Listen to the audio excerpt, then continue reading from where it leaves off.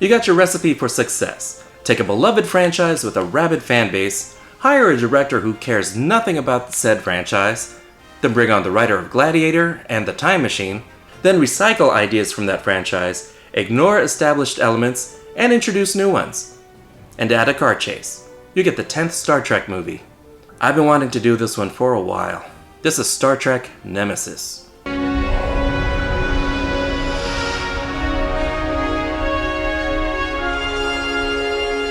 Well, it starts strong enough, with the brutal assassination of the entire Romulan Senate. I told you that wall would never work. Well, Riker finally put a ring on it. Deanna and Will get married, and the whole crew is there. Hey look, even Wes... oh, he's gone. No time for a honeymoon. I'm picking up an unusual electromagnetic signature from the Thalarons system. The Enterprise detects some signals that may point to yet another android just like Data. Long-lost relative? Some technobabble bullshit about not being able to beam down, so time to bring out some new toys. Introducing the Argo with 4-wheel action! After a brief scavenger hunt picking up body parts of another Data-type android, the locals step in and we get a wildly out-of-place action scene. And I'm pretty sure Worf shot a few of them. A pre-warp society, yet they allow the locals to see them. Picard would never allow that. Oh wait, he's driving. Suck it, Prime Directive! For those new to Star Trek, the Prime Directive is their most important rule to not interfere with planets more primitive than they are. Granted, Picard has broken that rule on occasion, but he always had a good reason. This time, he's playing Pokemon Go with android parts. So screw the natives. They didn't start chasing us until you turned on that getaway music! But the Duke boys make it back to their ship, and the Enterprise leaves with their new android passenger. Some assembly required. A Janeway cameo gives them orders to Romulus to meet the new government. As you can see, one side of Remus always faces the sun. A quick history lesson, Romulus and Remus are twin planets inhabited by Romulans and Remans. The Remans are sort of a slave race, but they rose up, murdered the Senate, and put Shinzon in charge. You'd think that would make a cool movie, right? All of that already happened. Meanwhile, Data and his new brother are back together. He's a bit of a knucklehead named B4. As in, before. Get it? Before Data? Yeah, I thought it was dumb too. So here's this new sentient machine with a mind of his own. What does Data do? He shoves his own brain patterns into B4. The Enterprise is kept waiting. Rude. All our hails have gone unanswered. We've been waiting for 17 hours. Fucking rude-ass Romulans. Oh, they're right behind me, aren't they? Well, let's meet the big bad ship, the Scimitar. Praetor Shinzon, I'm pleased to... not Shinzon. Awkward, you racist. This is not Nosferatu, but the Viceroy, a Reman played by Ron Perlman. He's here to be menacing and deliver invitations. Picard and friends meet the Romulan leader, Shinzon, played by Tom Hardy. Ooh, he likes Deanna. Knock it off, Bane, she's a married woman now. This moment kinda loses me. They react like they're looking at a younger Picard, and they should be since he's a clone. But I don't really see a resemblance. I don't know if it's just me, but I don't see it. So their reactions are just lost on me. There's no doubt, Captain. He's a clone. There's a side plot involving Romulan politics that's just as interesting as it sounds. Nobody seemed too concerned with this guy, so naturally he turns out to be sort of a Trojan horse. But they let this guy roam a starship, pushing buttons. Captain, we have had an unauthorized access into the main computer. Picard eats dinner with Shinzon, and they seem to hit it off pretty well. So is this still dinner for one? But it's not long before the Enterprise detects a powerful and highly dangerous weapon on board the Scimitar. It's Thalaron. Because it's not Star Trek without a doomsday weapon. Oh no, a type of weapon we've never heard of. We really wouldn't know how much to worry except for this scene. Foreshadowing! Thalaron is a type of radiation in a tertiary EM band with biogenic properties able to consume organic matter at the subatomic level. Man, it's fun to say shit like that. I have no idea what it means, I just know it does this. Now legally married, Will and Deanna make some sexy time. Yes, this is Star Trek's first sex scene. But things get a little weird. I didn't see the light until I was already a man. The Viceroy helps Shinzon telepathically rape Deanna. How weird is that? We know the Viceroy practically raised Shinzon, so he's like his dad. This just got too weird. You have no more time for games. Picard is kidnapped and Shinzon's true intentions are revealed. You see, he's dying and needs a blood transfusion from Picard. You're in the future. You're in space. You have spaceships, transporters, phasers, sentient machines, aliens. Doesn't a blood transfusion sound a little mundane? Steal his DNA. Take over his non-dying body. I know Picard is older, but he's in amazing shape. What else you got wrong with you? You got the hiccups? Well, it turns out B4 is actually Data, here to rescue Picard. They really should have marked him with a Sharpie to avoid this. So, Data is carrying a tiny self-contained transporter for one. Since Picard refuses, that means it's coming back later. We'll find a way off together. Foreshadowing! They jack a ride and blow this popsicle stand. Would you like me to drive, sir?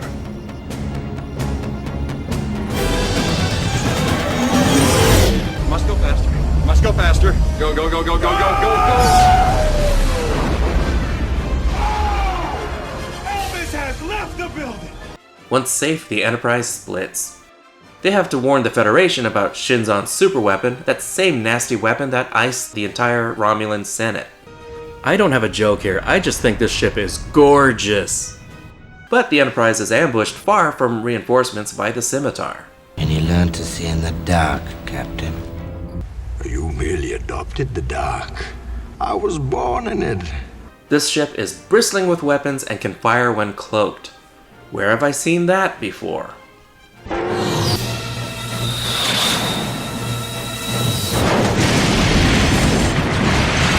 It's a pretty one-sided fight. The poor Enterprise has her ass handed to her while Shinzon taunts them, demanding Picard's surrender. To break up the action, there's a pointless face-to-hologram conversation during battle. Join me. No. You get the point. More Romulans arrive to help the Enterprise and are of little help. Really? They only send 2 ships?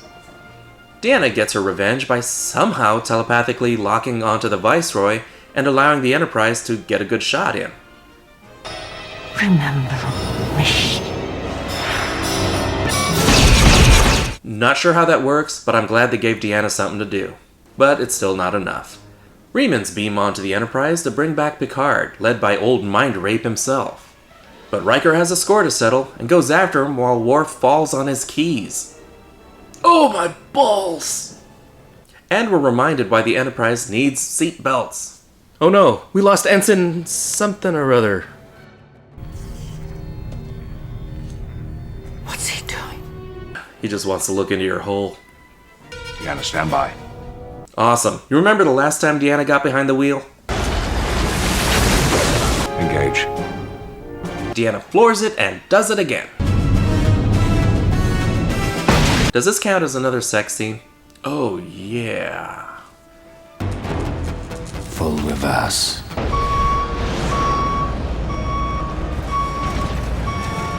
Deploy the weapon. Shinzon gives up on Picard's blood and it's time to bring out the super weapon. Very slowly. Seriously, if you want to have a super weapon, don't run it on Windows Vista. First the Enterprise, then Earth. Eventually.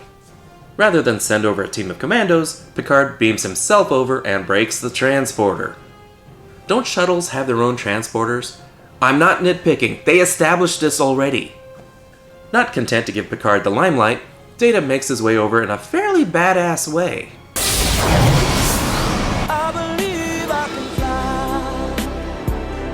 Picard has gone beast mode and takes out the rest of the Remans. Now it's time to take out the weapon. And here's this guy beside himself with rage. Clone jokes are always funny. I don't know if it's shoddy workmanship or Picard is on steroids. So do something, or just kind of sit there and let it happen. This is bullshit. I did not stab him. I did not do it. I did not. Oh, bye, Data. I told you that thing would be back. I guess an off switch just isn't in the plan?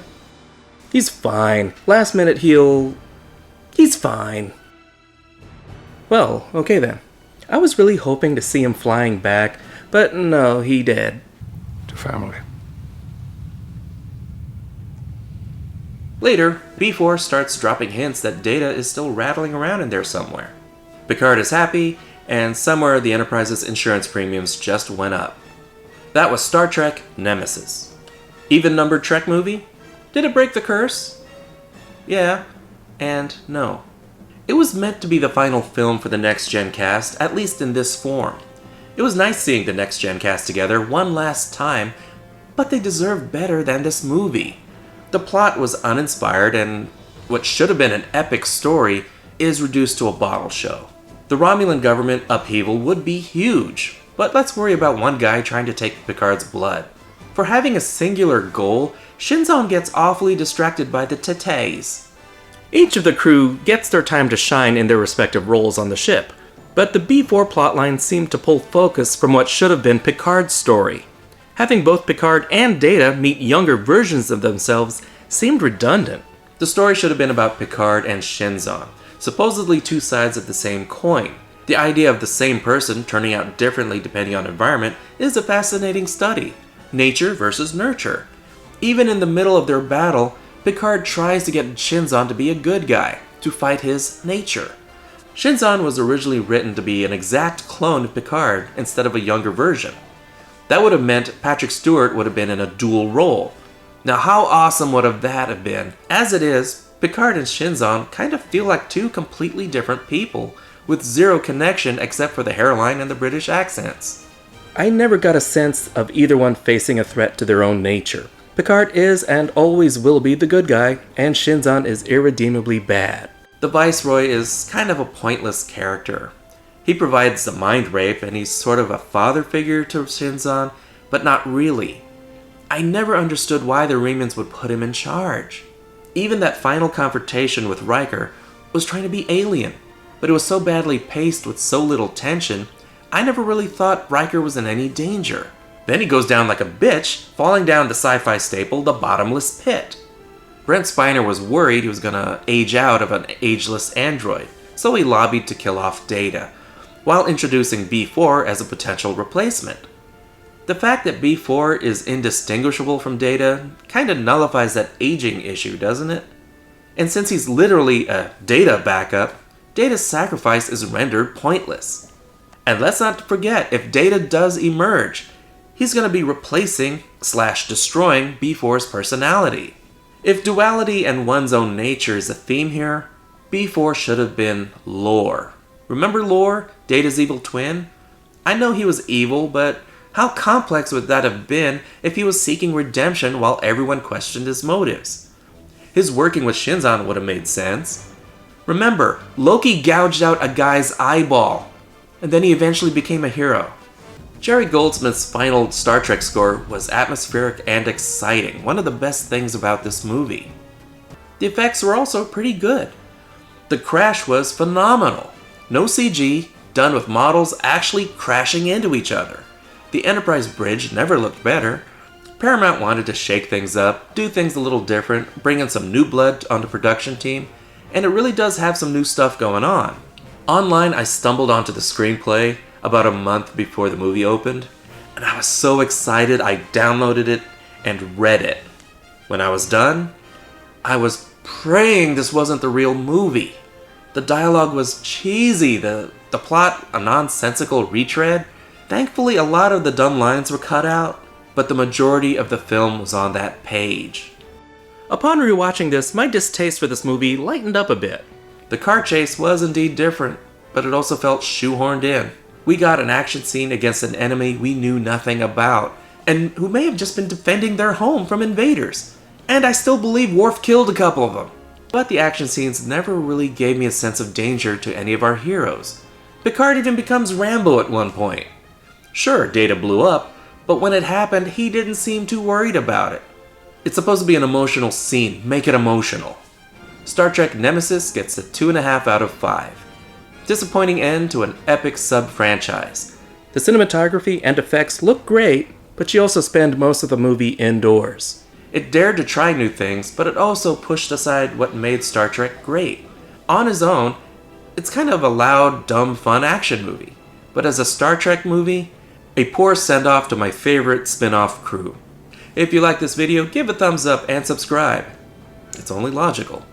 Favorite Trek movie? Go! This is theNewBee, and as always, thanks for watching.